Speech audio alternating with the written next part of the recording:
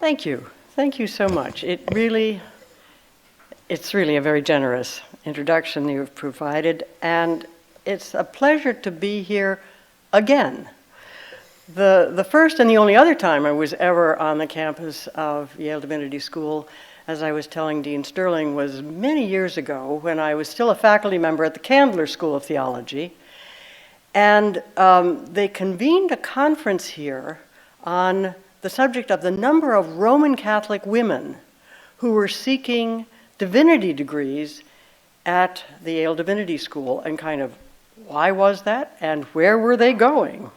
But I have very good memories of that conference, and I'm delighted to be back this evening. Let me pull this out. Yeah, there we go. It's there. All right. I'm going to start with a rather prosaic picture. It's a hand holding up a book, well, actually, two books, and this is a picture of what we call Thomas Jefferson's Qur'an. These volumes had a moment in history about 13 years ago. On January 4th, 2007, senior curators from the Library of Congress, from which, as you heard, I have recently retired, walked across the street to the U.S. Capitol building. They were escorted by armed members of the U.S. Capitol Police because they carried some rare editions of the Bible that had been requested by newly elected members of Congress for use in their private swearing-in ceremonies. This procession occurs every 2 years, but in 2007 there was a difference. In addition to the several rare Bibles, the curators carried a Qur'an. As you'll recall, the first Muslim ever elected to Congress was Representative Keith Ellison, a Democrat from Minnesota. And he had asked to place his hand on this particular copy of the Qur'an while taking his private oath of office. Of course, controversy erupted, and as one conservative columnist wrote, I quote, "Insofar as a member of Congress taking an oath to serve America and uphold its values is concerned, America is interested in only one book, the Bible." Not all moments in the Qur'an's history in America were as charged as this one. But in this evening's lecture, we will see both the tension between the Qur'an and the Bible, the Qur'an and Christianity, as well as some moments of more fruitful engagement.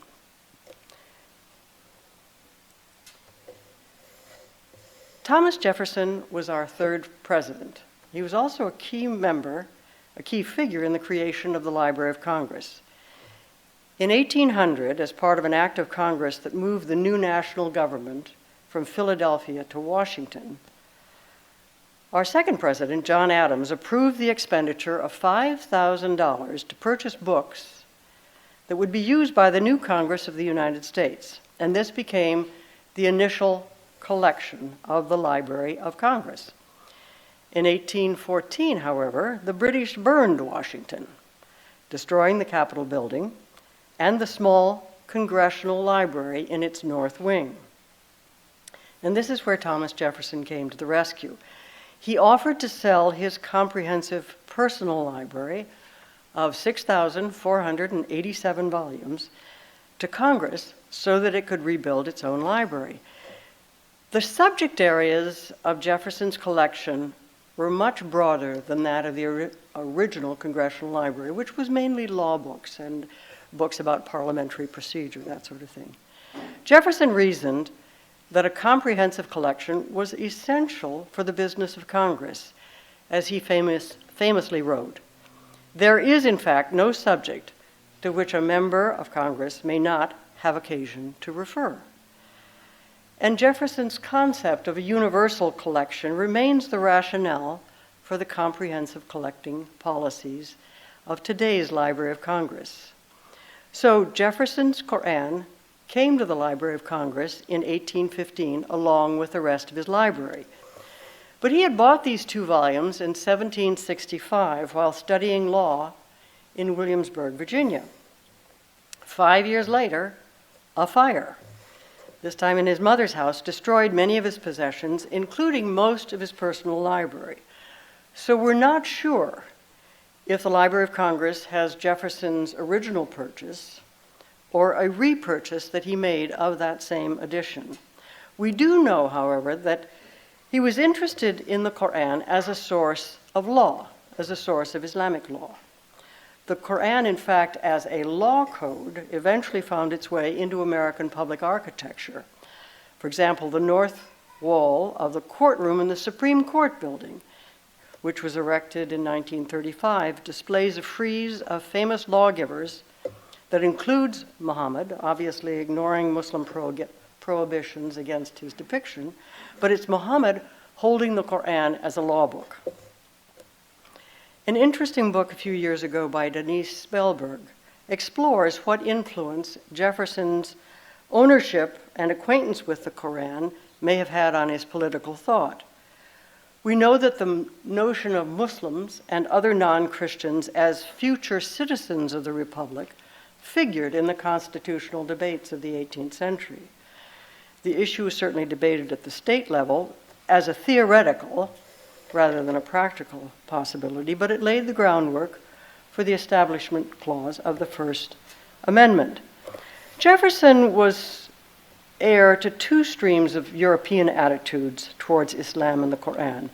The first, and undoubtedly the strongest, was the virulent anti-Muslim polemic that had its roots in medieval depictions of Muhammad as diabolically inspired, and in the Crusader efforts that sought to exterminate this religion of the Antichrist. Centuries-old Christian prejudices against Islam crossed the Atlantic and decisively influenced the views of colonial politicians and preachers. But the other, although far less influential, stream of thought can be traced to a handful of writers, including, for example, John Locke, who raised the possibility of religious toleration and of civil rights for non-Protestants and even non-Christians. Both of these streams come together in the book that I have been calling Jefferson's Qur'an. It was, of course, not the Qur'an. According to Muslim belief, only the Arabic text can claim that title. It was a translation of the Qur'an done by a British lawyer and linguist named George Sale. We don't know a lot about George Sale. He was born around 1696 and died in 1736. He was a London solicitor and involved himself in various publishing ventures. He could boast neither an Oxford nor Cambridge degree and was presumably self-taught in Arabic, as were many others of that period. Yet he produced the first English translation of the Qur'an made directly from the Arabic and published it in 1743. His motivation for doing so may be found in a part of the book called his Note to the Reader, and I quote from that: "If the religious and civil institutions of foreign nations are worth our knowledge, those of Muhammad, the lawgiver of the Arabians and founder of an empire which in less than a century spread itself over a greater part of the world than the Romans were ever masters of, must needs be so." His emphasis on Muhammad as lawgiver rather than religious leader and prophet echoes attitudes about possible religious toleration, which I've just mentioned. It also reflects his own background and interests as a solicitor. A line on the title page of Sale's translation, the one used by Thomas Jefferson, offers a clue to his translation methodology and his sources. On the title page it says, "with explanatory notes taken from the most approved commentators." Now, as we know from information about Sale's personal library, which was later acquired by the Bodleian at Oxford, he did not have a collection of Arabic Qur'an commentaries. Rather, he relied heavily on an earlier translation of the Qur'an from Arabic to Latin. This was the work of an Italian Catholic priest, Ludovico Maracci. It was published in Padua in 1698, less than 4 decades before Sale published his English translation. Marachi's translation was motivated by a desire to convert Muslims, or at least to prove the falseness of their religion by drawing arguments from their own scripture.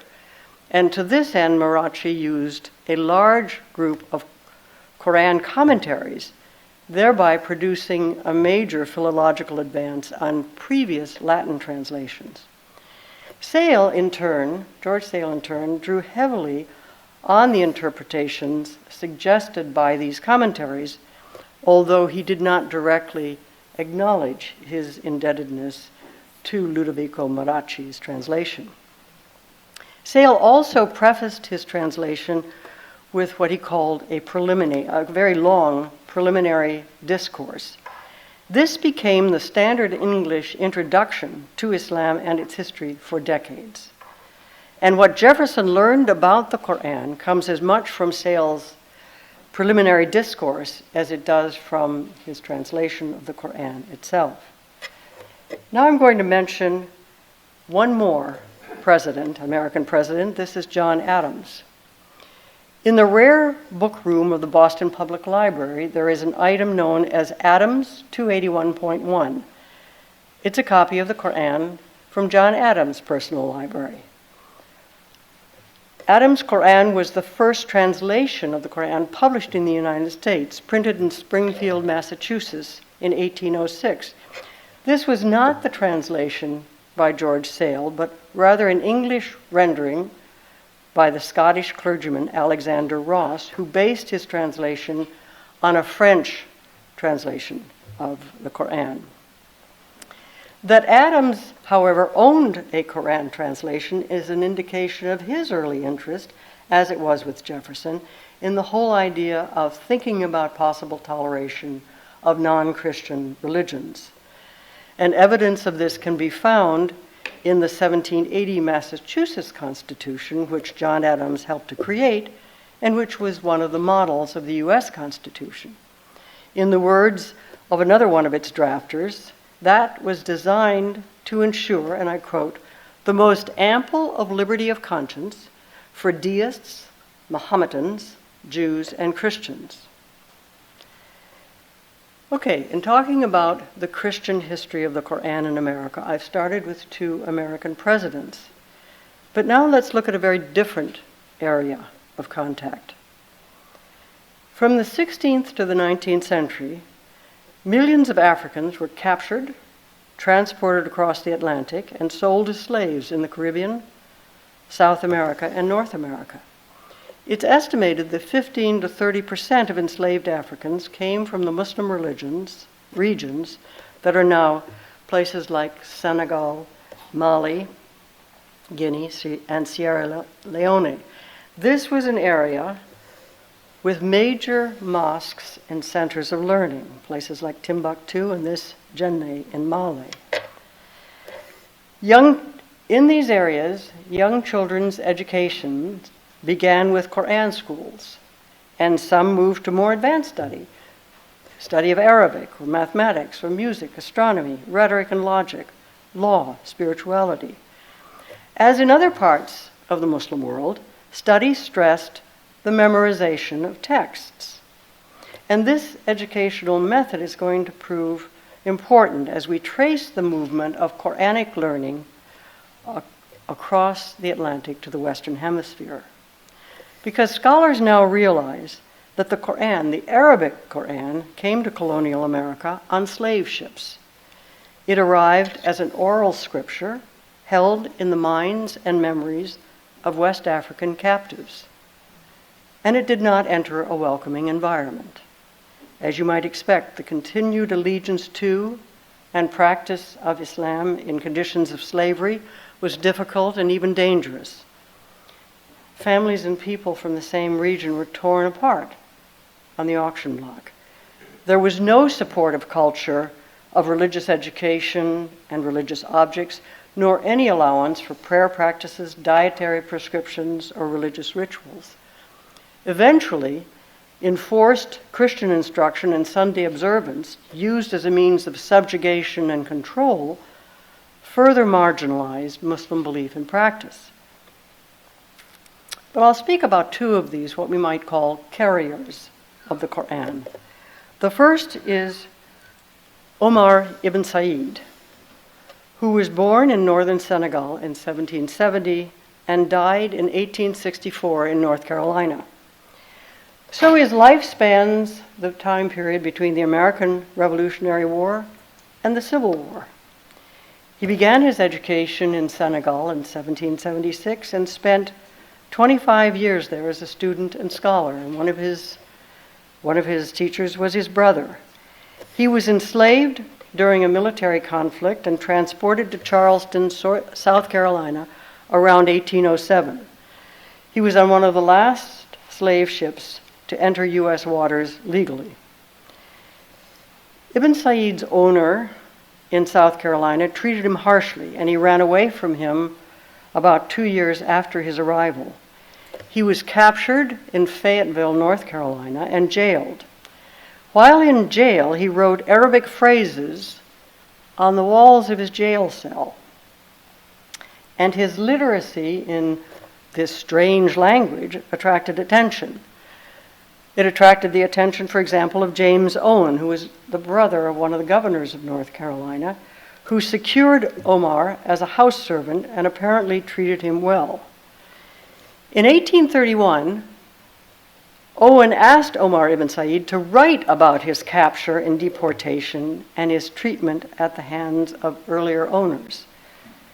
Omar ibn Said produced 15 pages, handwritten in Arabic, clear evidence, obviously, of his education and his former status as a scholar.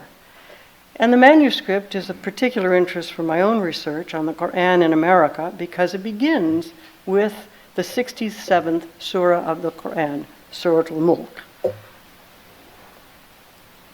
as you'll see from this page here. Why was this written? Omar himself says he wrote it to comply with a request from his master. A title page that was subsequently added offers additional clues and also provides us with some interesting Yale connections. One name that is mentioned is Theodore Dwight, Yale class of 1814. Through an intermediary, the autobiography was passed to Dwight 2 years after it was written. Now, Dwight would have been interested in this work for two reasons. He was a founder of the American Ethnological Society and one who had a particular interest in West Africa and its culture, and he was also a member of the American Colonization Society.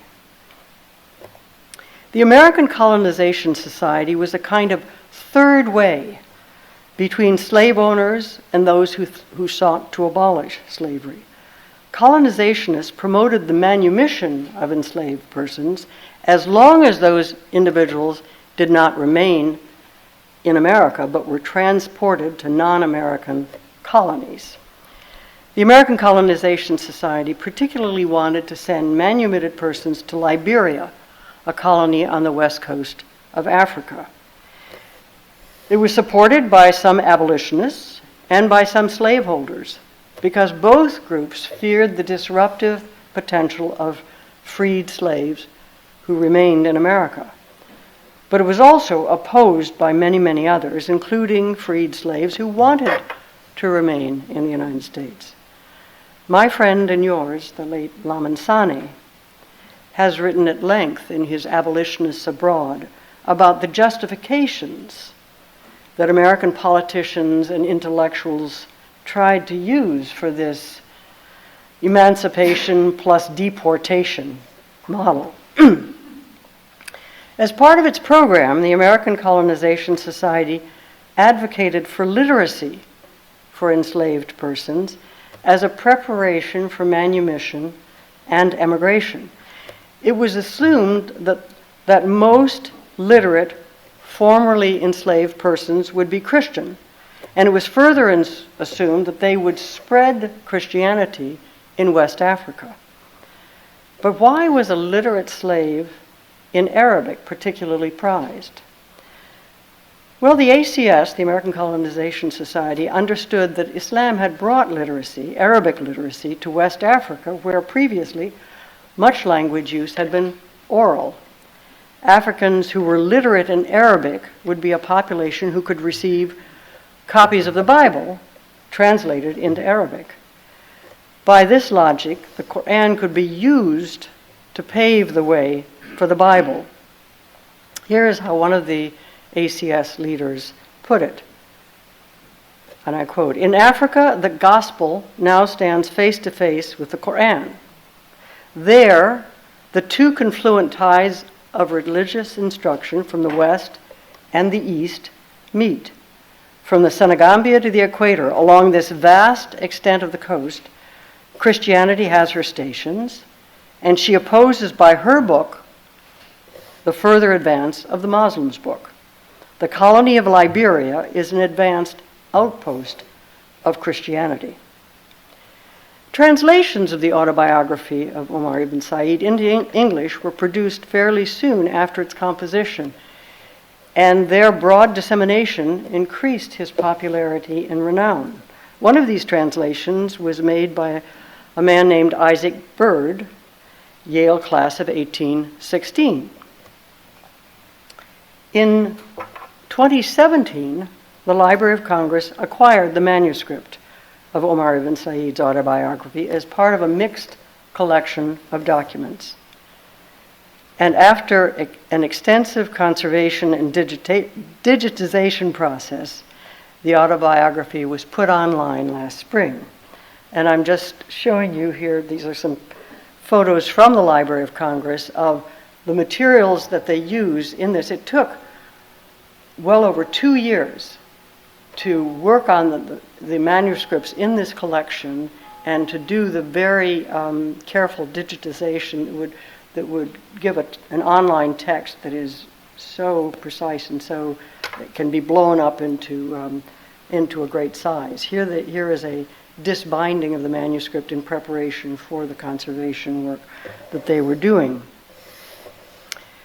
Much of this collection that was acquired by the Library of Congress in 2017 was assembled by Theodore Dwight, whom I mentioned a few minutes ago.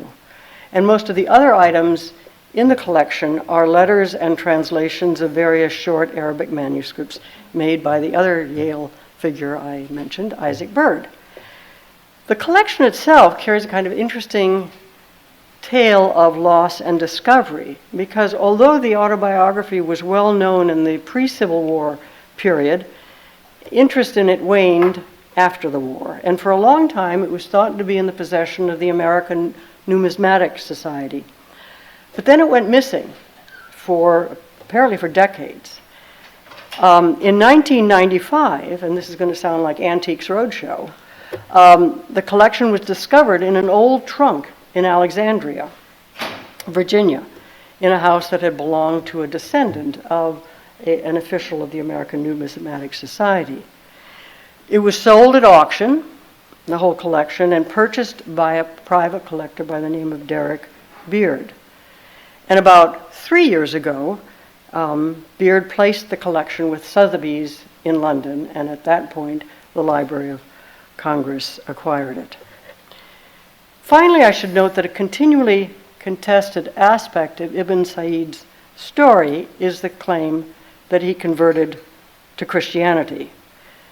And a lot of what was written about him in the 19th century made this claim.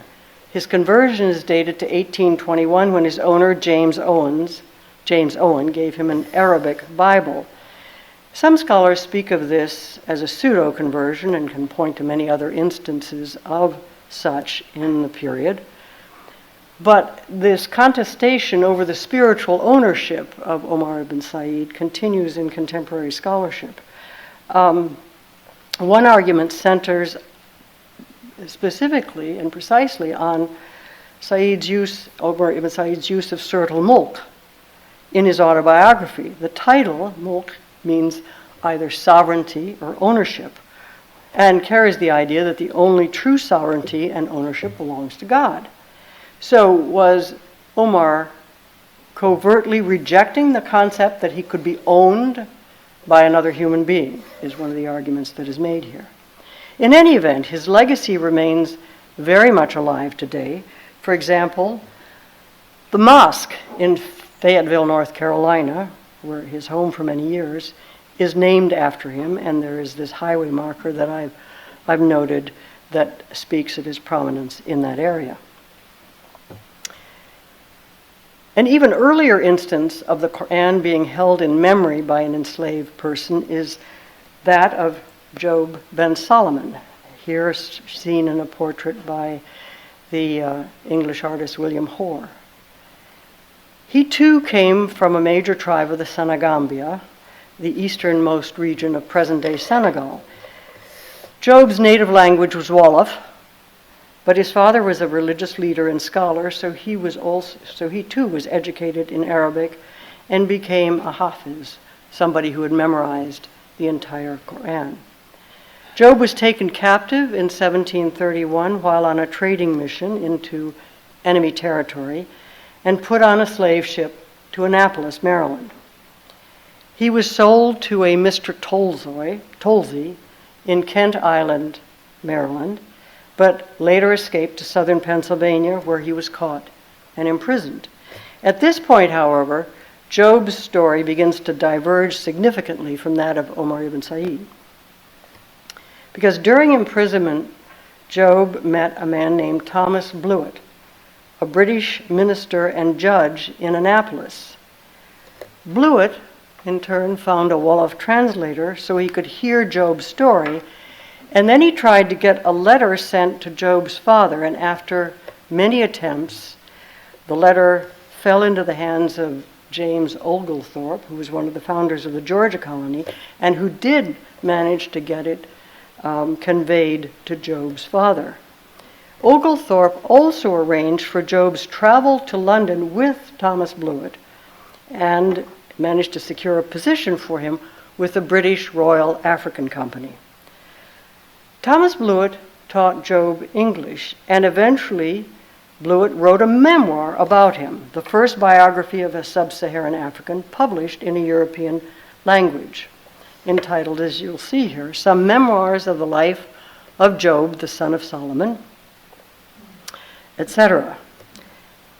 According to this memoir, Job ben Solomon wrote out 3 copies of the Qur'an from memory. And on page 46 of Blewett's biography, Blewett says this: his memory was extraordinary, for when he was 15 years old, he could say the whole Al-Quran, as he called it, by heart.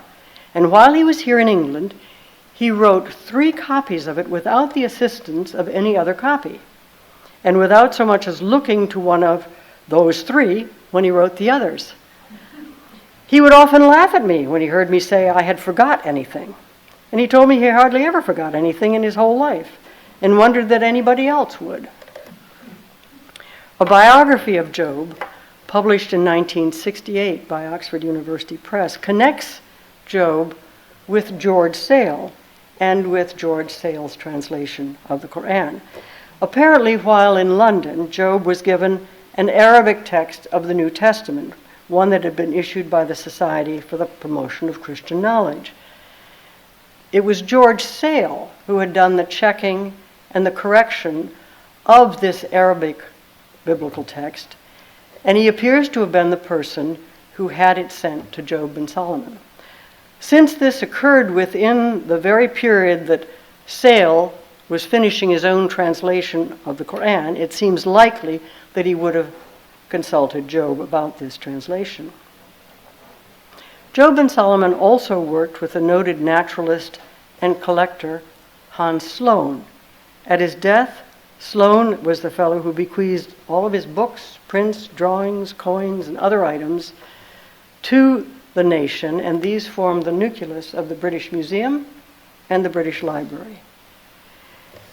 In 2013, one of the Qur'ans that Job ben Solomon had written out from memory surfaced as lot number 137 at Bonham's, a London auction house. It was acquired by a private collector, I don't know whom, there's no record of whom, for just over $25,000. In the final section of this lecture, I'd like to include a few other individuals who have a place in the Christian history of America's Qur'an. My first is not actually an individual, but a group, and that is the group of missionaries. Earlier I mentioned the Yale graduate Isaac Byrd, who spent many years as a missionary in Syria. Others who could be noted are James Lyman Merrick, who spent 10 years as a missionary in Persia on behalf of the American Board of Commissioners for Foreign Missions. Merrick's desire to, as he put it, become intimately conversant with Mohammedanism developed into such an appreciation of Islam that it troubled his superiors and prompted his recall to the United States. He returned to Amherst in 1845, where he later served as a pastor and a professor of Oriental literature at Amherst College. Another of these missionaries is Horatio Southgate, a missionary in Istanbul and eventually a missionary bishop for the Ottoman Empire. His exposure to Islam in Turkey did not have as positive an impact. Southgate's experience left him far less sympathetic to those he called those in bondage to the false and pernicious faith of the Qur'an, close quote, and convinced him to charge the missionaries under his supervision to act as a new crusade. The final in this group I will mention is a man named Eli Smith, Yale class of 1821, who also was a leader of the Syrian mission in his day. He became greatly interested in Arabic language and culture in the years that he served in Syria, and in fact launched the Arabic translation of the Bible that was later completed by Cornelius van Dyck. Some of his papers are at Harvard, but the Eli Smith family papers are here at the Yale Divinity School. And in fact, a colleague right up the road at Hartford Seminary, David Grafton, has recently published a book that showcases a number of these missionaries, book entitled American Biblical Orientalism, the construction of Jews, Christians, and Muslims in 19th century American evangelical piety. So that's a group that I want to point to.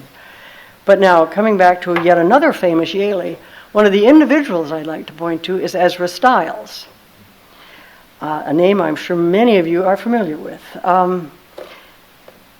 Ezra Stiles, Yale class of 1746, became the 7th president of Yale in 1778 and served for almost 20 years in that capacity. Obviously, his memory is alive on campus today in the residential college that bears his name. Stiles studied theology and eventually became the minister of the Second Congregational Church in Newport, Rhode Island. He was also Yale's first professor of Semitics. Stiles kept a diary for most of his life, a very valuable piece of work, and from this we learn of his varied intellectual interests. During his Newport years, he became friends, for example, with Rabbi Chaim Isaac Karagal, and they corresponded in Hebrew, an interesting early example of interreligious relations. His diary entries express great pride in his linguistic accomplishments, which encompassed Greek, Latin, Hebrew, Samaritan, Chaldean, Syriac, and Arabic. Now, Stiles' interest in Arabic was stimulated, as you might expect, by his studies in biblical Hebrew and his desire to learn its cognate languages. His diary records the stages of his study and notes his citation of Quranic passages, all in the service of the philological exegesis of the Bible. Let's put Stiles up there while I talk about him. His first commencement address, which he gave in 1781, there having been no commencement ceremonies during the Revolutionary War, was delivered, the address was delivered in Hebrew, Aramaic, and Arabic. So, there you go, Greg. But his diary is not the only source of information about his interest in Arabic and the Qur'an. The Beinika Rare Book room and rare book and manuscript library houses an intriguing single-page document that he penned. It was a page that he dated September 6, 1774, and his diary says that was the day before he took his own son off to Yale College. And at its center, it has the 4 Hebrew letters for Jehovah, and in a circle surrounding that, he positioned short citations in Hebrew, in Aramaic, and Syriac. But it's the final citation that's interesting for me, and that is his use of the Basmalah, the initial invocation of every surah, in the name of the merciful, the compassionate, that the initial invocation of every surah of the Qur'an but one. So he's got that on this single-page representation, also lower down on the page with an interlineary Latin translation. So his blending of these Semitic languages in that document is interesting and has been studied to some considerable extent. Styles' exposure to Arabic, however, was not unique for his period. Arabic has been taught in America since the mid-17th century. It was, of course, theological reasons, the Reformation desire to return to the Bible, which gave the stimulus to the study of these cognate languages to the biblical languages. So Harvard introduced Semitic languages in the 17th century. Arabic was introduced at Yale in 1700, Dartmouth in 1807, and Princeton Theological Seminary in 1822. So Styles' interest in the Qur'an was that of a biblical scholar. Our final figure, however, was really a religious seeker and a voracious reader with an interest in what we would now call comparative religion. And this is Lydia Maria Child. She was really a remarkable woman whose fame in the 19th century led William Lloyd Garrison, the famous abolitionist, to call her the first woman of the Republic. You probably know of her, but maybe not by name, as the author of the famous song, "Over the River and Through the Woods, to Grandmother's House We Go." Well, that's hers. She was born in Medford, Massachusetts in 1802 and died 78 years later, only 25 miles away in Wayland, Massachusetts. Didn't have much formal education, but her brother went to Harvard Divinity School and connected her with major authors, both living and dead. She became a prolific and popular writer who wrote both fiction and nonfiction, and who wrote on a broad variety of topics. One of her most famous books, published in 1833, was entitled "An Appeal in Favor of That Class of Americans Called Africans." It was among the first book-length arguments in support of the abolition of slavery. And in that book, she relates the story of Job ben Solomon, whom I have just been discussing with you, and gives all the headlines of his capture and transportation to the colonies and then to England, and his fame in England. A few years before that, she had published, and I stick this in just because I love the title so much, a book called "The American Frugal Housewife, dedicated to those who are not ashamed of economy." It's a book, as you can imagine, and I've actually looked at this online in the manuscript. It's a book on home economics, and it really is quite fascinating. And it was a bestseller. It was reprinted over 30 times during her life. In 1835, she published a book on the history of the condition of women in various ages and nations. But it's her 1855 publication that most interests me, because it's entitled "The Progress of Religious Ideas Through Successive Ages," and it includes her own renditions of passages from the Qur'an. Her interest in other religions appears to go back to her very early years. She was raised in a Calvinist household, but followed her brother into the Unitarian Church as a teenager. And then in her early 20s, she joined Boston's Swedenborgian New Church but eventually left that because she was disillusioned with the pro-slavery stance of its pastor. She continued to be this kind of religious seeker all her life, and it was this that I think propelled her in her later years to this research and publication process that resulted in this book, The Progress of Religious Ideas. She realized that this was going to be a rather shocking book to a 19th century audience because she was treating Hinduism, Buddhism, and what she called Mohammedanism as equals with Christianity. And to quote her, she says, "I'm not aware that anyone who truly reverenced the spirit of Christianity has ever before tried the experiment of placing it precisely on a level with other religions, so far as the matter of representation is concerned." Excuse me.